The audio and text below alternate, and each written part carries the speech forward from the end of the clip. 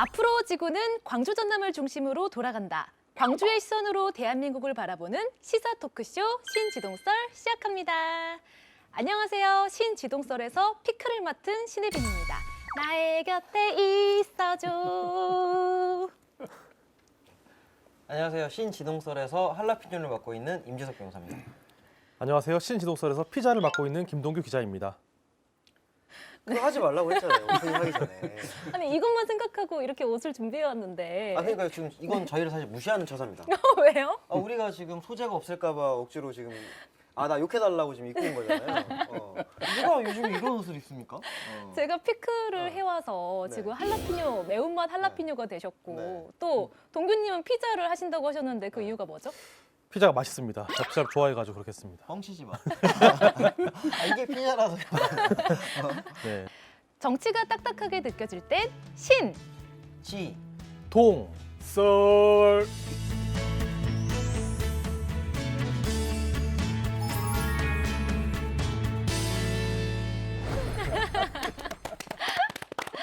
이게 근데 의원님의 시그니처로 들었는데 혹시 이유가 있을까요?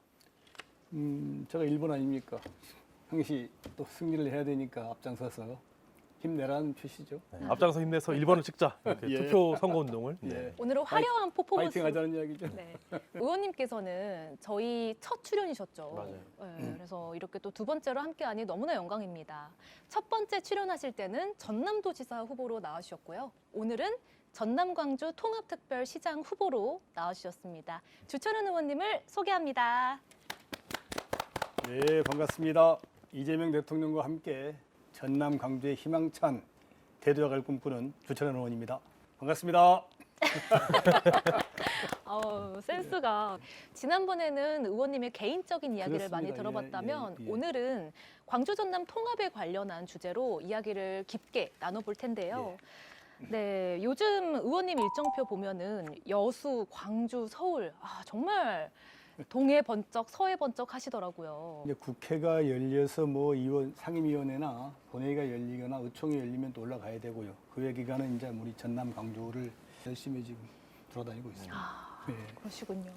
네, 통합 이야기를 요즘 현장에서 꺼냈을 때 기대가 먼저인지 아니면 우려의 목소리가 더 많은지 궁금합니다. 아무래도 기대가 더 크죠. 기대가 크기 때문에 뭐 우리 광주 전남 지도민들의 과반 이상이 통합에 찬성하시는 것 같고 현암 거의 70% 이상이 찬성이시거든요. 광주도 뭐 좀 과반 찬성이신 것 같고 정부에서 매년 5조씩 4년간 20조 원 준다 그러고 또 서울시에 버금가는 유산과 권한을 준다 그러고 또 내년 초에 있을 공공기관, 2차 공공기관 지방 이전 때 다른 지역에 비해서 2배 이상 많이 준다 그러고 또 이와 관련돼서 뭐 대기업이라든지 기업 유치도 대통령께서 도와주겠다고 이렇게 말씀하시니까 이런 천재 유리의 기회를 놓칠 수가 없잖아요. 그래서 기대가 많이 있는 것 같은데 다만 이제 기대 속에서도 일정 부분 균형 발전해야 되고 서로 치우침이 없어야 되고 소외된 지역이 없어야 되고 기왕에 있던 기득권이라든지 이런 것들이 없어지면 안 되지 않냐 이런 자 나오는데요. 뭐 우리의 목소리는 조금 보완적인 것이 아닌가 이런 생각이 듭니다. 네, 그럼 본격적인 이야기를 시작해 보겠습니다.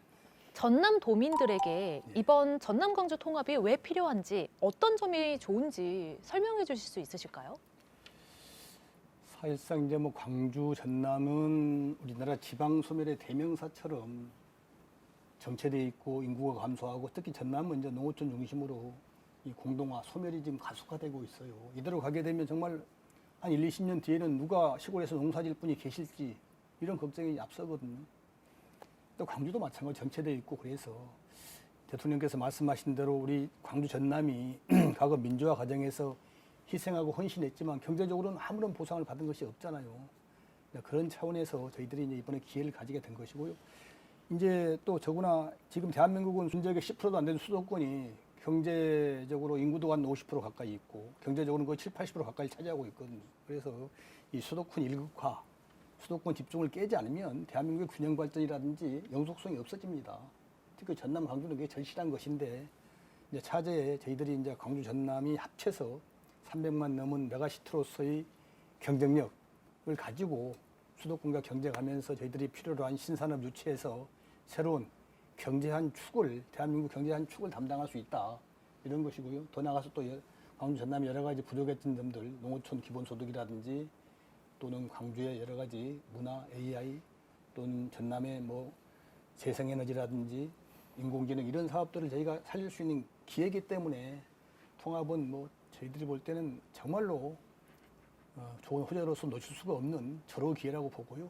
통합 과정이 아까 말씀드린 대로 100% 다들 만족하겠습니까? 더 많은 파일을 가지려고 서로 선의의 경쟁을 하는데 이것이 균형되게 잘 분배가 되고 서로 간의 합의 속에 잘 좀 출발을 해서 결론적으로 통합이 잘 됐다.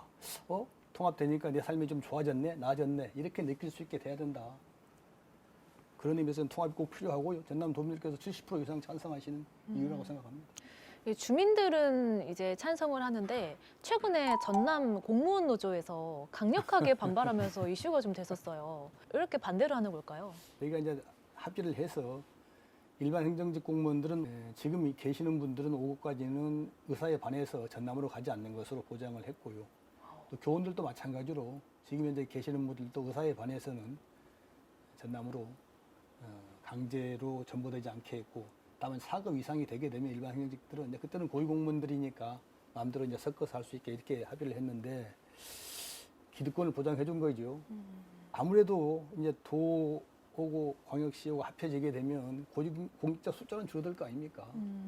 그간에 해왔던 행정 시스템이 있는데 통합이 되어야 되잖아요. 짧은 시간 안에 할 수 있느냐라는 궁금증을 가지고 계시던데. 지금 우리 시민들, 국민들의 생활과 밀접한 기초행정은 변한 게 없습니다. 이게 22개 시군 그대로 남아있고 또 광주에 5개 자치구가 남아있거든요. 그건 그대로 되는 거고 광역시하고 전남도하고 그 광역자치단체만 통합이 돼서 새로운 이제 기구가 생기는 건데 뭐 중복되는 건 통합이 될 거고 필요한 걸 새로 만들어서 그거 뭐 짧은 시간 내에 정리가 될 겁니다. 그거 기구를 만드는 것보다 제가 보기에는 통합시장이 이제 머리 아픈 일은 아까 말씀드린 대로 이 균형되게 3개 청사에 배분하는 거 특성에 맞춰 배분돼야 되지 않겠나 생각이 들어요. 광주 같으면 AI 분야가 많기 때문에 AI 기능하고 아까 문화하고 또 첨단 모빌리티 중심으로 가야 될 것 같고요. 전남 서부청사 같으면은 이제 뭐 수산, 해양수산과 관련된 수산물 가공, 뭐 생산, 판매 이런 것들이 그 중심으로 많이 이루어지고 그것하고 재생에너지와 관련된 해상풍력, 또 태양광 이런 것들과 관련된 배후단지 이런 기능, 또 아까 말씀드린 대로 인공지능의 현장 생산 시설은 다 그쪽에 가 있잖아요. 해남부터 시작해 다 그쪽에 있잖아요. 그런 것 중심으로 갈 수밖에 없고 동북권은 이제 재래기관 산업인 석유화학 철강 그것이 이제 모태가 돼서 더 나가서 아까 있는 여수광양 해운 항만 또 광주는 문화관광이지만 또 이 동북권 중심으로 바닷가 섬들은 해양관광이거든요. 해양관광 또 수산업 또 농어촌 이런 걸 중심으로 또 그쪽 청사를 이렇게 특성에 맞춰서 좀 균형되게 배분해야 되는 것이 더 아마 통합시장이 골머리 앓는 일이 아닐까 이런 생각이 듭니다. 사실 과거에 이제 여수, 순천, 광양이 통합을 해보니까 도시로도 쏠리고 도시 공동 형성이 심해지는 게 있었는데 최근에 보니까 여수나 목포 시민들이 통합되면 광주로도 쏠리는 거 아니냐 이렇게 말씀이 많더라고요. 보니까 이런 우려에 대해서 어떻게 생각하시는지 궁금합니다. 우려가 상당히 타당하다고 보고요. 경험칙상 그것은 뭐 변함이 없을 겁니다. 똑같을 건데 저도 이제 그래요. 이제 전남 광주가 하나의 통합 특별시가 되게 되면은 통합특별시 전체 내 도로교통망을 정비해서 1시간 내에 왔다 갔다 할 수 있게 도로망을 정비를 해야 된다고 봅니다. 고속도로라든지 전용도로라든지 아니면 이제 KTX, 철도 이런 것을 해서 생산 현장이 어디가 있든지 간에 고급 인력들은 다 광주에서 출퇴근이 가능하게 되거든요. 그렇게 되면 광주로 집중이 가속화될 수밖에 없거든요. 그럼에도 불구하고 저희들이 할 수밖에 없는 것은 전체적인 경쟁력을 키우고 파일을 키워야 되기 때문에 그러는 것이고요. 네, 사실 이 전남 광주 통합 행정시가 되면서 광주 시민들 사이에 불만이 터져 나왔습니다. 왜 전남이 먼저이냐? 그리고 또 행정단위는 커지는데 광주의 결정권이나 주도권이 약해지는 거 아니냐라는 우려가 있더라고요. 뭐 저희들이 격렬한 뭐 4차에 걸쳐서 논의를 했는데 논의 과정에서 역사적으로 전라남도 광주시 아니었냐, 역사성을 살려서 전남 광주 특별시로 하자 이렇게 하면서도 또 광주의 당연히 그 정체성이라든지 광주의 또 상품성이 대단하잖아요. 5.18 관련해서. 그렇기 때문에 약칭은 또 광주 특별시로 했어요. 그래서 서로 간에 조금씩 양보해서 상호를 하나씩 주고받았다 이런 말씀을 드리고요. 광주에서 이제 뭐 광주 시내에서도 아무래도 또 구도심이라든지 이런 데는 또 공동화 현상이 진행되는 건 막을 수가 없는데 그것은 뭐 통합이 되든 안 되든 똑같은 문제가 있는 거고요. 오히려 통합이 됨으로써 새롭게 광주로의 집중이 많이 되고 또 일자리가 많이 생기고 광주로의 또 여러 가지 기능이 또 보강이 되게 되면 새로운 기회라고 생각합니다. 지금 광주에서 구도심 공동화라든지 정체 현상, 광주가 지금 도시가 정체되고 인구가 줄고 있잖아요. 네. 그것은 광주만 가지고는 더 이상 발전할 수 없다는 또 방증이기도 하고 광주에서도 그래서 자꾸 전남했다가 통합하자고 러브콜을 몇 번 보냈었어요. 실제 이제 뭐 신산업 유출을 위해서 AI 관련해서 대선 공약은 AI 허브 광주였거든요. 전남은 신재생 에너지 허브였어. 그러니까 AI 관련 시설은 광주로 와야 되는데 막상 기업들이 광주로 안 오잖아요. 왜? 땅값 비싸고 물도 없고 그러기 때문에 전남으로 가버린 거예요. 그래서 이제 광주가 이대로는 정체성 한계에 다다랐다 발전은. 그래서 이제 통합에서 함께 커지는 게 맞는 것 같고요. 이제 그런 의미에서 새로운 기회가 생기면 더 많은 분들이 광주로 모이고 젊은이들도 고향을 떠나지 않고 또 여기 살 수가 있고 또 구도심도 더 활성화되는 계기가 된다고 생각합니다. 그럼 통합시장님이 계시는 청사는 어디 지역에서 시장님이 나오냐에 따라 달라지나요? 그건 모르겠습니다. 모르겠고 아무래도 광주에서 시장님 나오시면 뭐 광주를 주된 청사 하려고 할 거고 또 전남 나오면 전남을 주된 청사를 하려고 하겠죠. 이제 그럼에도 불구하고 저희가 마지노선을 정해낸 게 3개 청사를 균형되게 운영한다고 법에다가 못을 박았어요. 그래서 아무리 뭘 많이 하고 싶어도 그걸 정도의 그곳은 3분의 1씩 나눠서 갖는 이 대원칙이 있었기 때문에 통합시장이 아무리 뭐 하고 싶어도 한계가 있다. 어쨌든 굉장한 큰 계획과 포부를 이제 저희 의원님이 가지고 계신데 의원님이 생각하시는 통합된 광주는 어떤 모습일까요? 저는 이제 대선 공약 때도 AI 허브 광주였는데 지금 일부 뭐 인공지능과 관련된 시설이 전남으로 유치되기가 했습니다. 생산 시설들이. 하지만 그건 생산 시설이고 AI는 결국은 이제 연구 중심이라고 봐요. 인력 연구 중심인데 이런 고급 인력들은 광주에 있으면서 AI 인공지능의 연구를 담당하고 또 그럴 것을 뭐 기업에 접목하고 이런 것들 중심으로는 광주가 될 수밖에 없다. 그러니까 AI 인공지능 중심 도시 광주가 될 수밖에 없고 또 더 나가서 광주는 또 첨단 모빌리티 산업을 선택을 했더라고요. 자율주행 이런 것들 아니겠습니까? 네. 그런 것들이 이제 미래의 신산업이기 때문에 첨단 모빌리티 산업, 그 문화로서 또 광주가 훨씬 더 장점이 있기 때문에 세 가지 기능이 대한민국을 선도하는 그런 경제와 문화를 선도하는 그런 도시가 되지 않을까. 더 나가서 또 전남 광주 특별시의 교육과 문화와 뭐 또는 경제도 이제 뭐 나머지 모르겠네 생산 현장 말고 금융을 중심으로 한 경제 헤드쿼터는 다 광주에 있을 수밖에 없거든요.